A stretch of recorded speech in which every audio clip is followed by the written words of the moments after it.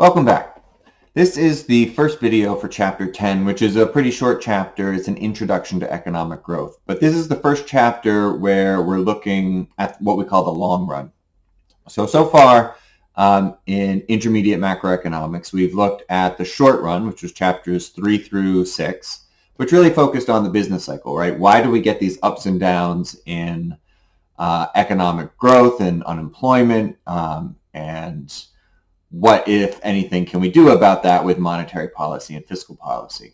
And then in chapters sort of 7 through 9, we looked at the medium run. And the idea with the medium run is that the economy comes back to its medium run natural rate of unemployment, natural level of output, and the natural rate of real interest.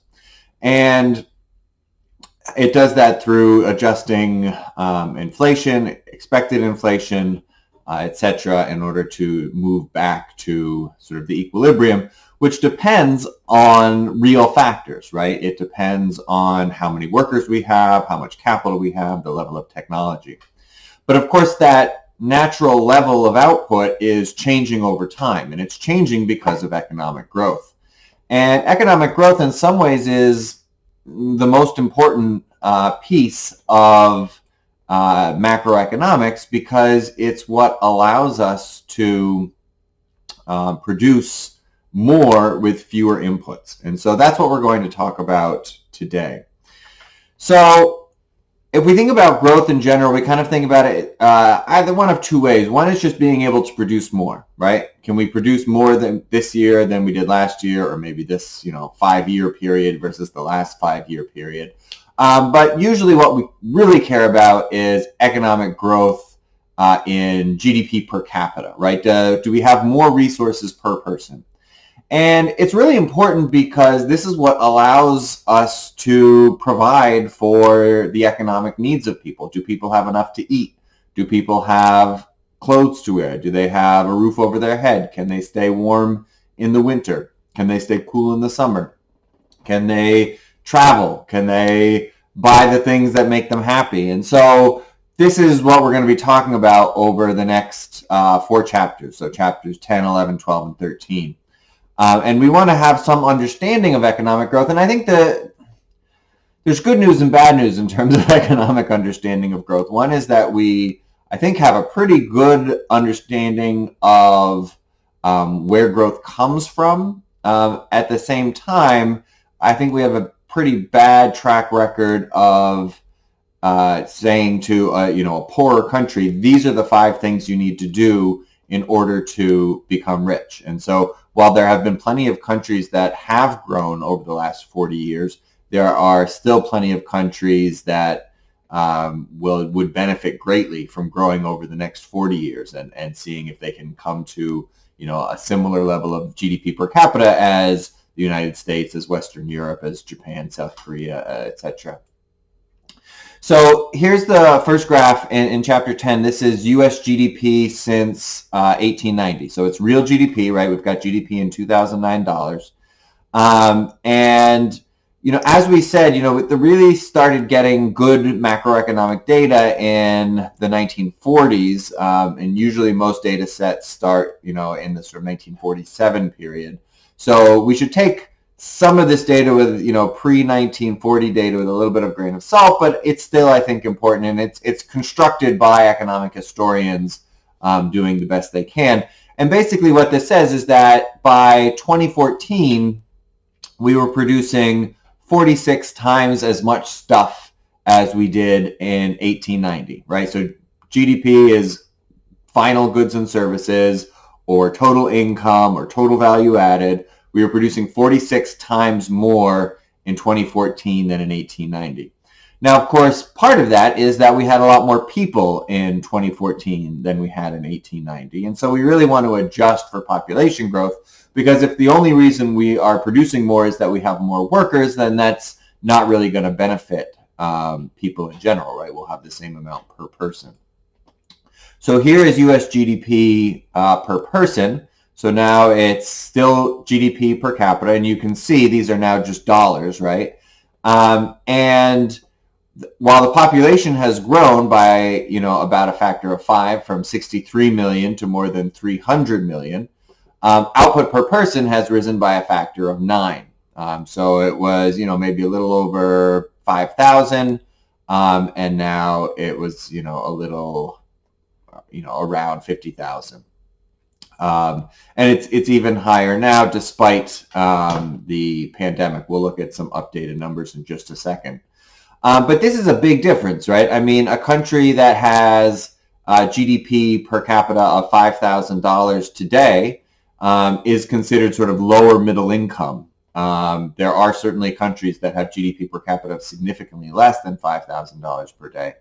But, a country like, say, China, which has grown pretty fast over the last 30 to 40 years, is in that sort of maybe $14,000 range, and they're sort of that middle income country.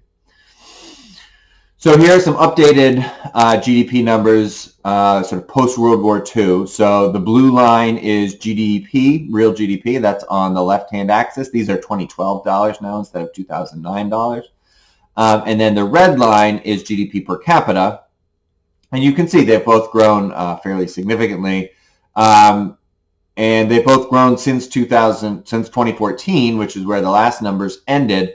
But of course, we have this big dip in GDP per capita and GDP because of the pandemic. And, that fell first in the first quarter of 2020, then in the second quarter of 2020 more substantially.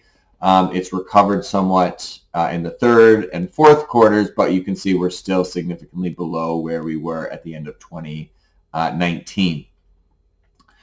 So one of the things that we care about in economics is the standard of living, right? So how much comfort, how much stuff, how much ability to pursue happiness do people have in a country?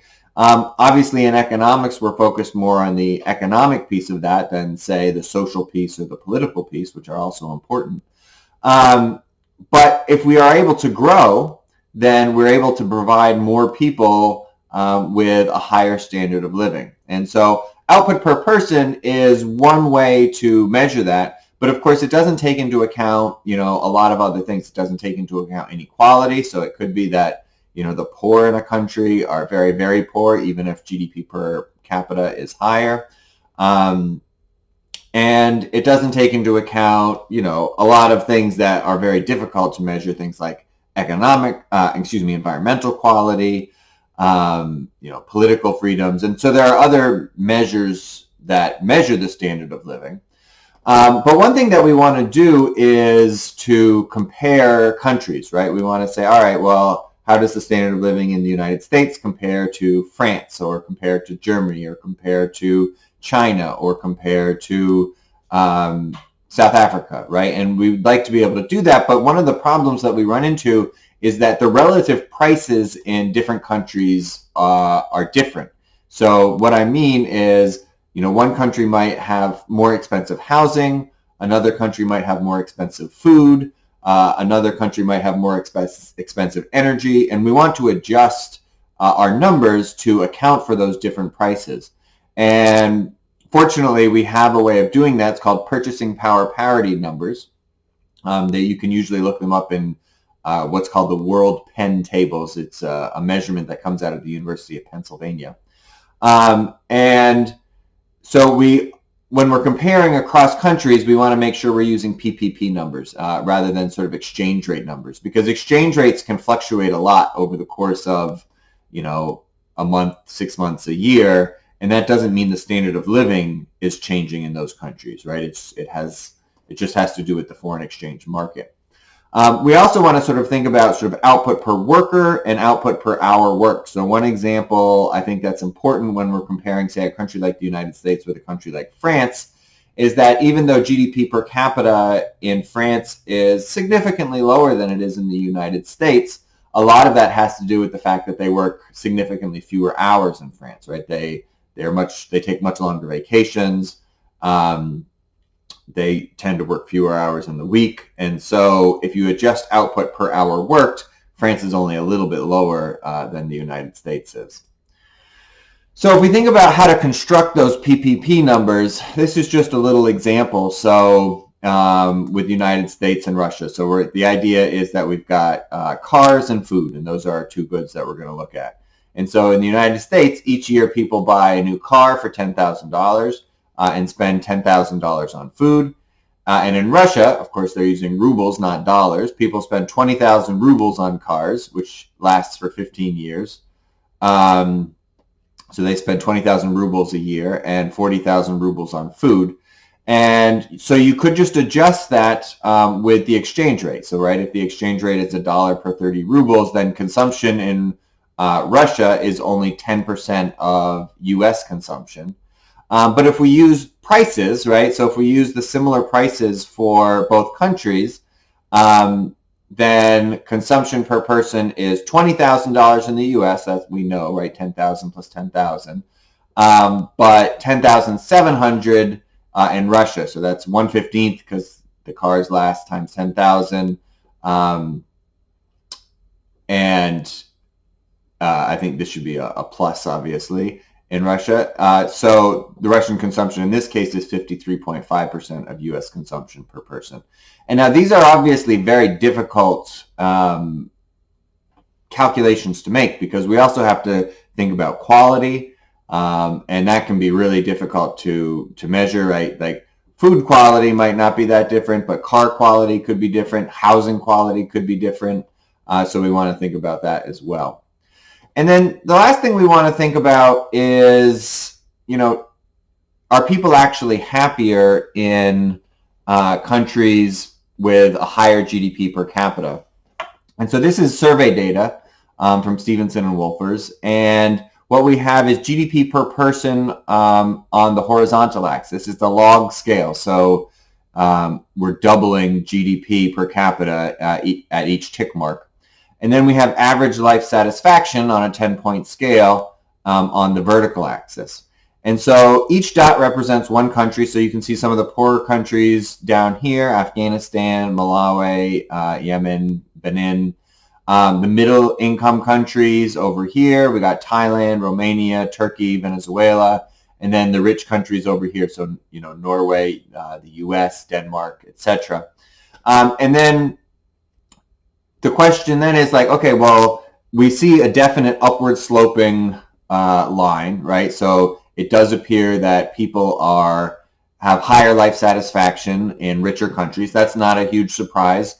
Richer countries, most people will have enough to eat. They'll have a roof over their head. They'll have clothes, etc. But then another interesting question is whether richer people within the country are happier than poorer people.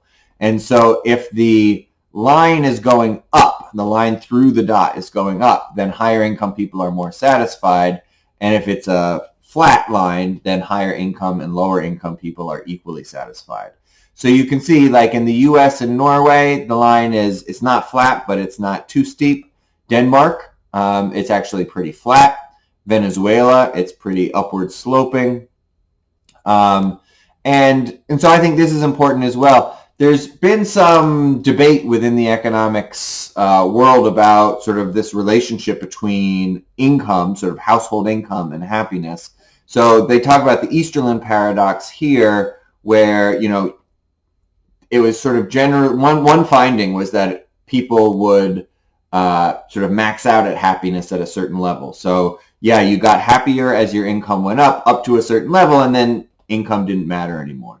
And I would say there's been that's been called into question somewhat. It may be that it sort of keeps going up, but it's concave, right? So it doesn't, it flattens out some. So I think this is really important to remember. Money doesn't probably buy happiness, but it certainly alleviates despair, right? And it can alleviate suffering. And I think that's probably the most important thing.